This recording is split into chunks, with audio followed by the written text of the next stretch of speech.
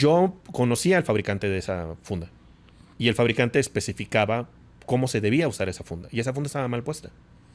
Entonces a mí se me hizo totalmente ilógico, irracional, espeluznante pensar que ese policía murió porque tardó 3 segundos en tratar de sacar la pistola de su funda.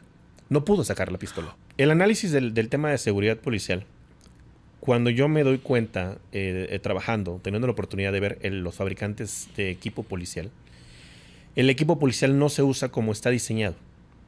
Entonces, cuando se produce en Estados Unidos y llega a México, en el camino se perdía mucha información, que es lo que yo estaba haciendo con las traducciones y tratando de incorporar a los procesos. Se pierde mucho. Y el problema es que cuando tu equipo no funciona, pierdes la vida. Y eso es lo que te enseñan en Estados Unidos. Causa en Común empieza a contar policías asesinados. A mí se me hace interesantísimo porque nadie más lo había hecho. Uh-huh. Y a mí lo que me pareció interesante o importante era no solamente cuántos policías morían, sino por qué morían. Había alguna causa técnica. Y en particular una escena de un enfrentamiento que hubo en Chihuahua, donde murieron policías ministeriales. Me llamó mucho la atención una de las fotos, una piernera. Uh-huh. La piernera era táctica, súper fregona, de lo más moderno y todo lo demás, pero estaba mal puesta. Mal puesta. Estaba mal puesta. Entonces, yo conocía al fabricante de esa funda y el fabricante especificaba cómo se debía usar esa funda y esa funda estaba mal puesta. Entonces, a mí se me hizo totalmente ilógico, irracional, espeluznante pensar que ese policía murió porque tardó 3 segundos en tratar de sacar la pistola de su funda. No pudo sacar la pistola. O sea, el producto, la piernera, que es, digamos, justo lo que dice, ¿no? Es como una especie de estuche, como de funda para tu arma que va colocado en el muslo. Sí. El producto estaba bien hecho, Sí. pero estaba mal colocado. Sí. Y ese mal colocación, entonces, le tardó 2 segundos en lo que desenfundaba el arma y lo matan en ese momento. Las fundas policiales tienen una característica muy especial. John Bianchi fue el diseñador. John Bianchi, los policías siempre tienen ese pleito. ¿Por qué la gente del escritorio va a venir a decirme cómo hacer mi trabajo? Siempre está ese ejemplo, John Bianchi. Él era vaquero. Él era vaquero aficionado por su familia y todo lo demás, pero era analista del FBI. Ok. Y en los años 50, él se dio cuenta, llegó a su escritorio una solicitud. Nos están matando policías y no están desenfundando. Es decir, los están emboscando y los están matando. Creemos que son los comunistas que están atacando a los policías americanos. Estudia los casos. John Bianchi en su escritorio se puso a revisar todos los análisis de las muertes policiales y encontró patrones comunes y esos patrones indicaban las fundas. Porque él como vaquero identificó que las fundas que usaban los policías eran fundas vaqueras, pero además eran fundas vaqueras modificadas. En las películas del viejo oeste, John Wayne, todo esto, el héroe de la película era el que desenfundaba más rápido. Exacto, esa es la habilidad primordial, ¿no? Exactamente. El detalle es que las fundas vaqueras no te permiten desenfundar rápido, porque las fundas vaqueras están diseñadas para que no se te caiga la pistola mientras cabalgas. Claro, tiene sentido. Entonces, en las películas lo que hacían era quitar esos seguros y acondicionar las fundas para que fuera más rápido disparar.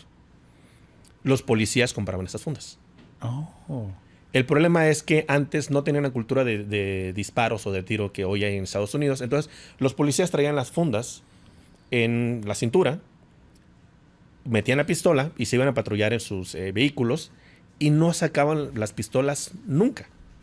Yo incluso he visto, aquí en México, ministeriales que los tienen cangureras, aquí cruzadas, ¿no? Llegaremos a eso seguramente. Sí, ahí vamos, precisamente, porque eso fue lo que hizo John Bianchi.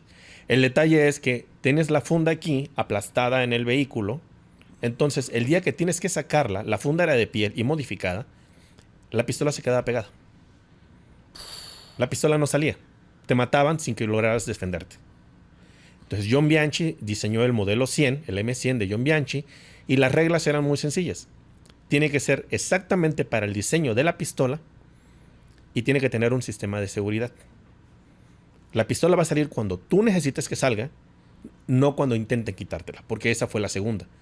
El segundo descubrimiento es que les quitaban las pistolas para matarlos porque no tenían el cinto que les quitaban para salir más rápido. Claro. Ese fue el diseño de John Bianchi en los 50s. En los 60s él empezó a vender y en los 70s Bianchi ya era una marca conocida por todos los policías en Estados Unidos y lo que tenías que hacer era comprar específicamente para el modelo de la pistola. Una Beretta 92F no era lo mismo que una Glock o que una Smith & Wesson. Cada pistola debía tener su propio estilo de funda. Wow. La siguiente evolución es que tú tienes que hacer disparos de reacción. Tú no tienes que disparar para matar a tu oponente. Tienes que evitar la sorpresa, porque ese fue el estudio, que te disparaban y te mataban sin que tú lograras responder. Entonces quitas el elemento sorpresa. El entrenamiento de Bianchi entonces es, sacas la pistola y haces 6 disparos en 3 segundos. No importa si das en el blanco, pero que logres reaccionar. Y que el otro entonces huya, se esconda y tú ganes tiempo. Rompes el elemento sorpresa. Ese es el entrenamiento. Ya después vas a procurar que tus disparos vayan al blanco. Pero el primero es que no te agarren desprevenido. Los policías en Estados Unidos tienen una extensión corporal específica. Entonces, la extensión del brazo es 24 pulgadas. Ok. El bastón policial es PR 24. Protección, restricción 24 pulgadas. Porque es una extensión natural de la proxémica física del policía. En México se compra el bastón PR24, a pesar de que la proxémica del policía es de 18. Somos más bajitos. Exactamente. Es un tema únicamente, entonces, de la complexión física de ellos y de nosotros. Exactamente. En el tema de las cangureras es dónde estás usando el arma. Si estás en un vehículo en el que tienes que disparar por la ventana, es más práctico que tengas la pistola aquí. Si la tienes en un vehículo motorizado, es más práctico acá. Entonces, el detalle también es precisamente la proxémica policial. Wow. Que dónde es el largo de tu cuerpo, de tu brazo, de tu extensión, el punto más adecuado para que tú tomes la pistola. Eso influye en tu desempeño policial. Se llama proxémica. Sí. Eso no existe en México. Entonces, pasamos de ver un cuerpo con una funda mal puesta para darme cuenta de que se estaban usando mal. Yo ya lo sabía, se estaban usando mal las cosas que se compraban. Entonces, no es solamente contar los policías asesinados, sino documentar las circunstancias para encontrar. Sí, para encontrar los huecos de la capacitación y el equipamiento. Porque el gran discurso de la seguridad es necesitamos mejor capacitación y mayor equipamiento. ¿De qué te sirve? Bueno, es cierto. Acabo de leer al gobernador de Chiapas, Eduardo Ramírez, que fundó el Grupo Pacal, que es esta fuerza de respuesta, de tarea muy dura. Y al parecer el entendimiento de que va a resolver el tema de seguridad es necesitamos más armamento, necesitamos más chalecos, más lanchas, más vehículos, Barrett 50. Y yo pienso, pues claro, es importante. Sí. Pero es solamente una parte de una ecuación mucho más compleja que eso. Sí, y no existe en México. Por ejemplo, el programa de adquisición del equipamiento policial te considera 6 tipos de vehículos genéricos y a partir de ahí los estandarizas un poquito. Pero no considera que México tiene 9 regiones geográficas distintas, con 4 ecosistemas cambiantes y tenemos la mayor diversidad de lluvias en el planeta. El vehículo que te funciona en Chihuahua no te va a funcionar en Tabasco o en Chiapas por la carburación, por ejemplo, por la forma en que entra el oxígeno al motor o porque la suspensión no va a soportar terreno más suave sobre un terreno más duro.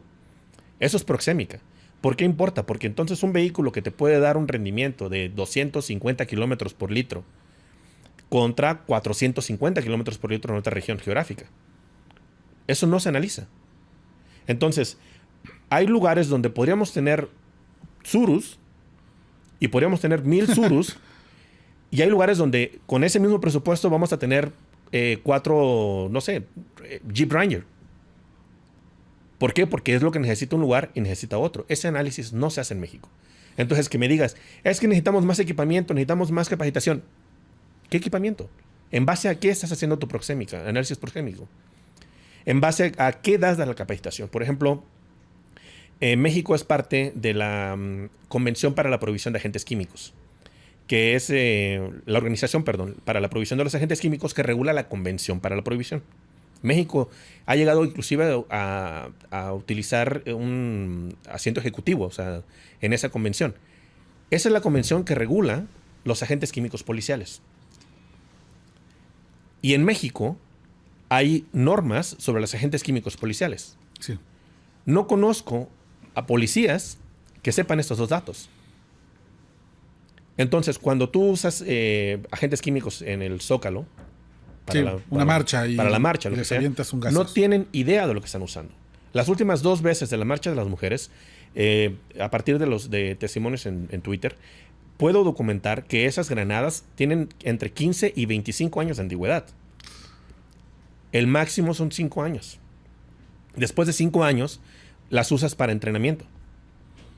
No saben lo que tienen, no saben cómo funcionan. Una granada de agentes químicos en Ciudad de México, para el escenario del Zócalo, tendría que ser una que cubra 25 metros y tiene que ser de CS. CS. Sí. CS es ortoclorobencildenemalononitrilo. Ah, su madre. Sí. Órale. Ese es el nombre correcto. En Cancún, a nivel del mar, lo que necesitas es una granada que cubra más de 50 metros, porque tienes viento, tienes que tener cobertura, y lo que necesitas es CN, cloroacetofenona. No es lo mismo. Y se usa de manera indistinta. Se usa de manera indistinta. Entonces, una práctica para el despliegue de agentes químicos es que primero lanzas humo, HC, hexacloretano. Lanzas el humo por 2 razones. Siempre hay alborotadores que nada más están en el argüende. Siempre. O sea, siempre hay gente que está nada más porque hay desorden y vamos, ¿no? Ajá. Se lanza el humo y sirve para 2 cosas. Esos alborotadores que no tienen experiencia y que nada más están en desorden, se van a asustar. Y se van a separar del grupo violento. Entonces ya tienes solamente a la persona que necesitas usar la fuerza. Ya Claro. se fueron una parte. La otra es que el humo te va a decir para dónde está el viento. Entonces vas a saber si desplegas de este lado para que él vaya para allá o desplegas atrás de la gente para que venga hacia este lado.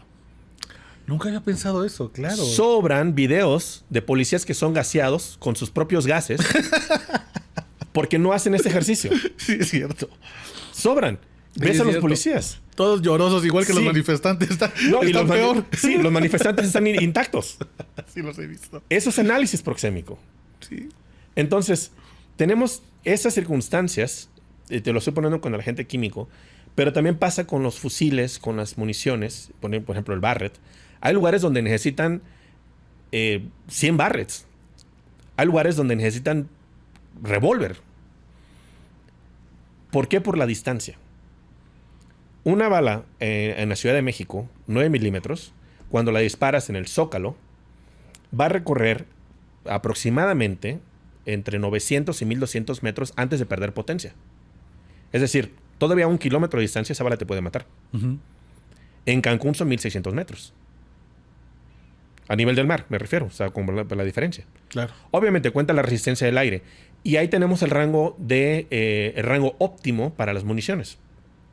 ¿Cuál es el rango óptimo que tú necesitas? 300 metros.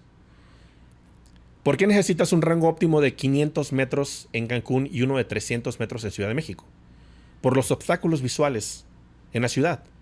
Imagínate un enfrentamiento en Ciudad de México. ¿Cuál es el extremo para poner un ejemplo claro, en el Zócalo? De extremo a extremo. Después de esto tienes calles y la bala ya no va a avanzar, se va a estampar en una pared. Claro. Afuera del aeropuerto de Cancún tienes kilómetros de selva. Sí, sí, sí.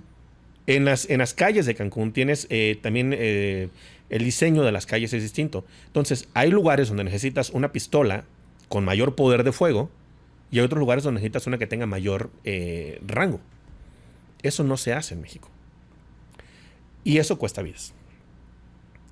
Y de eso se trata. Entonces, Azul Cobalto no se trata solamente de contar a los policías muertos, sino las circunstancias para documentar las necesidades operacionales reales. Tú acabas de lanzar Azul Cobalto, la segunda versión. ¿Es la Sí. segunda o la más? Es la versión 2.0.